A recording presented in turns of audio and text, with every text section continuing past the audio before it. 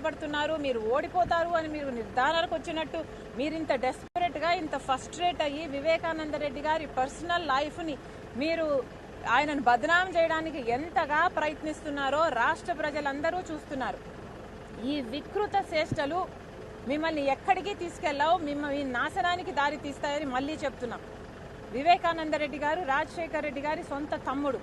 ఆయన personal life ఆయన personal మాత్రమే.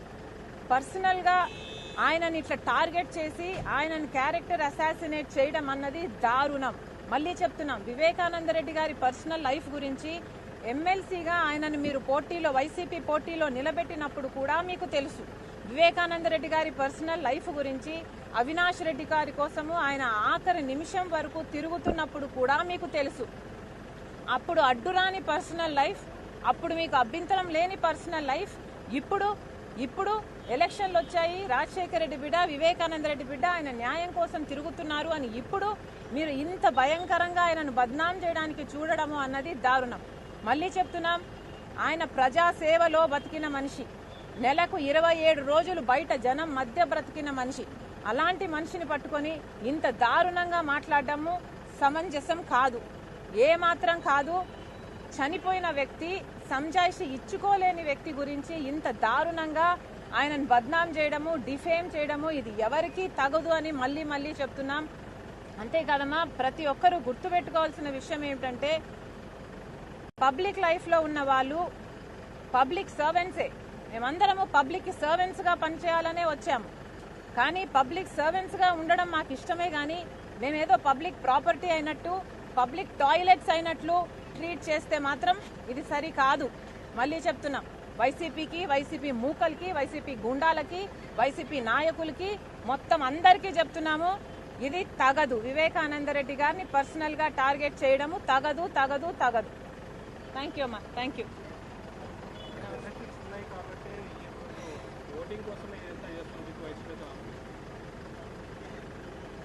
ఓటింగ్ కోసము అని ఎట్లా అంటారు అంటున్నాం మేము. మళ్ళీ అదే చెప్తున్నాం.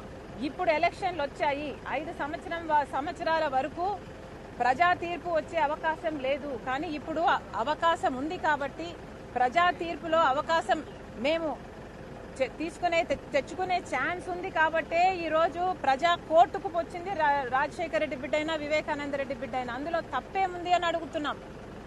న్యాయంగా సిబిఐ తన పని తను చేసుకుని కర్నూలులో సిబిఐ అవినాష్ రెడ్డిని అరెస్ట్ చేయడానికి వస్తే న్యాయంగా సిబిఐ చేయాల్సిన పని సాఫీగా జరిగిపోయి ఉంటే జగన్మోహన్ రెడ్డి గారి తన అధికారాన్ని అడ్డేసి జగన్మోహన్ రెడ్డి గారే రాష్ట్ర ప్రభుత్వ పోలీసులని, ఏపీ పోలీసుని అడ్డుపెట్టి అవినాష్ రెడ్డిని కాపాడకపోయి ఉంటే, న్యాయం జరుగుంటే, ఈ కేసు ముందుకు వెళ్ళుంటే, హత్య చేసిన వాళ్లకు చేయించిన వాళ్లకు శిక్షలు పడి ఉంటే ఈరోజు వచ్చే అవసరమే లేదు.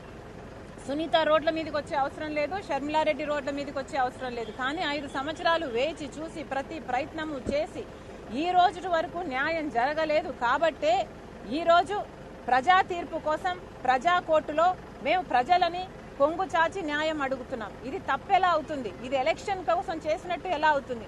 ఎలక్షన్లు వచ్చాయి, ప్రజలు తీర్పు చెప్పే అవకాశం ఉంది కాబట్టి ప్రజలను అడుగుతున్నాం. మీరు తీర్పు చెప్పండి. మీరు న్యాయం వైపా లేకపోతే మీరు నేరం వైపా?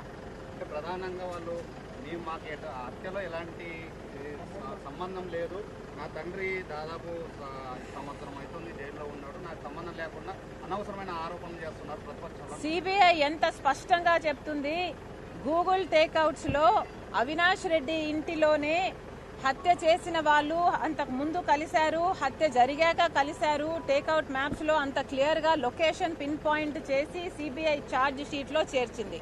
దానికి అవినాష్ రెడ్డి గారు చెప్తున్న మాట, గూగుల్ టేక్అవుట్స్ లో 50 మీటర్ల దగ్గర నుంచి 1000 మీటర్ల వరకు తేడా వస్తుంది అని చెప్తున్నాడు. అయ్యా అవినాష్ రెడ్డి గారు, 50 మీటర్ల నుంచి 1000 మీటర్ల వరకు తేడా వస్తే మరి మొత్తం సాక్ష్యాలు నీ ఇంట్లోనే ఎందుకు చూపుతున్నాయి? 50 మీటర్ల అవతల ఎందుకు చూపట్లేదు? 1000 మీటర్ల అవతల ఎందుకు చూపట్లేదు? గూగుల్ టేక్అవుట్స్ నీ ఇంట్లోనే ఎందుకు చూపుతుంది? మరి అవినాష్ రెడ్డి గారు సమాధానం చెప్పాలి. అలాగే ఫోన్ కాల్ రికార్డ్స్ ఉన్నాయి, వాళ్ళు చేసినట్టు వీళ్ళు తీసుకున్నట్టు కాల్స్ అని కూడా సిబిఐ ప్రత్యేకంగా మెన్షన్ చేయడం జరిగింది. అది కూడా కాదు అని బుకాయిస్తుంటే ఇంకా దానికి ఎవరేం చేస్తారు? అధికారాన్ని ఇట్లా దుర్వినియోగం చేస్తే ఇంకా సామాన్యులకు కానీ ప్రజలకు కానీ న్యాయం జరిగే అవకాశం ఎక్కడుంది? సిబిఐ చెప్తుంది డబ్బు లావాదేవీలు జరిగాయి, వాళ్ళు ఒప్పుకున్నారు, అప్రూవర్లుగా మారిన వారైతేనేమి, మిగతా అక్యూజ్డ్గా ఉన్న వాళ్ళు అయితేనేమి అడ్వాన్సులు తీసుకున్నారు అని ఇంత స్పష్టంగా సిబిఐ చెప్తున్నా కూడా కళ్ళు మూసుకొని లేదు ఇది కాదు అనడానికి మాకు దేవుడు ఇంగితం ఇచ్చాడండి. అందరికీ, ప్రజలందరికీ కూడా దేవుడు కామన్ సెన్స్ ఇచ్చాడు కదా. మేమే చెప్తున్నాము, మేమే అనుకోలేదు, మా ఇంటి వాళ్ళే చేశారు అని ఇంతకు ముందు. కానీ ఇప్పుడు ఇదంతా తెలిసిన తర్వాత నమ్మకుండా ఎలాగుంటాము? పోనీ ఇంకొకరిని చూపిస్తుందా? పోనీ సిబిఐ ఇంకొక సాక్ష్యాలు చూపిస్తుందా? సునీత వైపు చూపిస్తుందా? రాజశేఖర్ వైపు చూపిస్తుందా?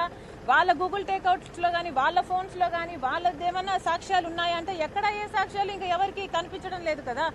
ఇదే సాక్ష్యాలు ఉన్నాయి. మరి అంతా మొత్తం అన్ని వేళ్ళు వాళ్ళనే పాయింట్అవుట్ చేస్తుంటే, మరి ఇది కాదు అని చెప్తుంటే మరి ప్రజలు నమ్మాలి కదా. ఏదైనా సైంటిఫిక్ గానే నమ్ముతారు జనాలు. దేవుడు మనకు కామన్ సెన్స్ ఎందుకు ఇచ్చాడండి? మనం కూడా జంతువుల్లాగానో మాలుల్లాగానో బతకచ్చు కదా. కానీ మనకు మైండ్ ఉంది, మనకు మెదడు ఉంది, మనకు ఆలోచించుకునే శక్తి ఉంది. ఇంత సభ్య సమాజంలో బతుకుతున్నాము. ఈ మాత్రం ఆలోచన చేసి న్యాయం కోసం నిలబడకపోతే, తెలిసినా కూడా న్యాయం కోసం నిలబడకపోతే ఇంకా మనకు, మనుషులకు, మానులకు ఏమిటి తేడా?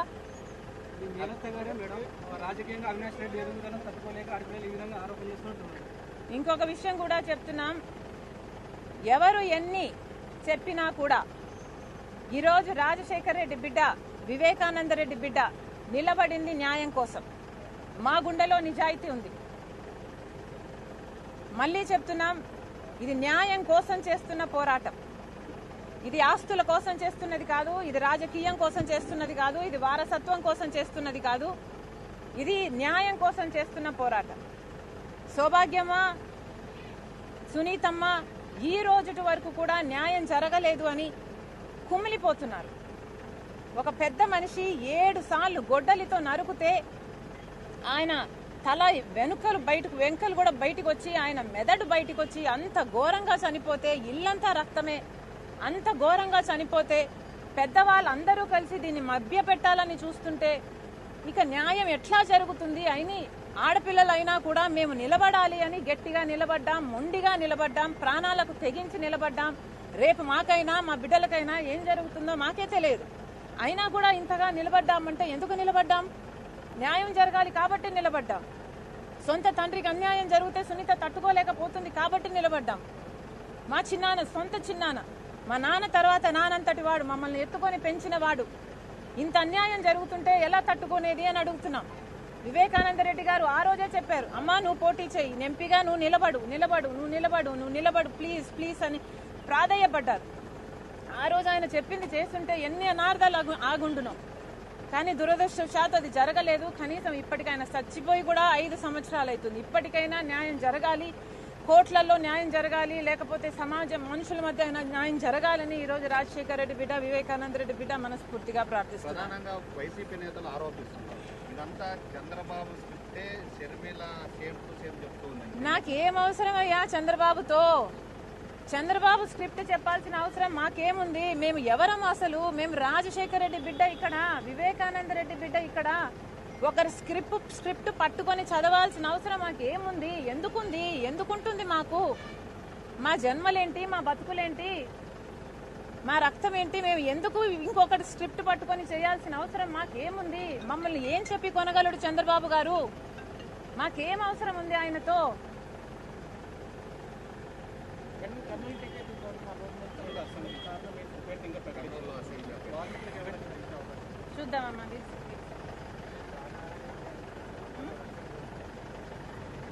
చూద్దామమ్మా, దేవుడున్నాడు, అంతకు మించి ఏం చెప్పగలము?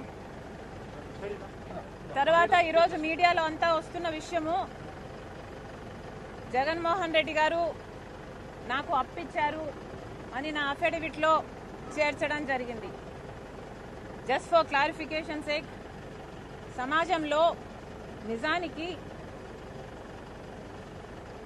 ఏ చెల్లెలికైనా తన ఆస్తిలో తన వాటా ఏ అన్నైనా తనకు ఇచ్చేయాలి.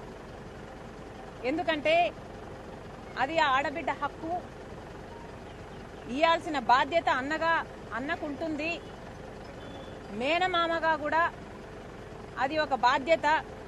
ఎందుకంటే తల్లి తర్వాత తల్లి స్థానంలో నిలబడేవాడు మేనమామ కాబట్టి.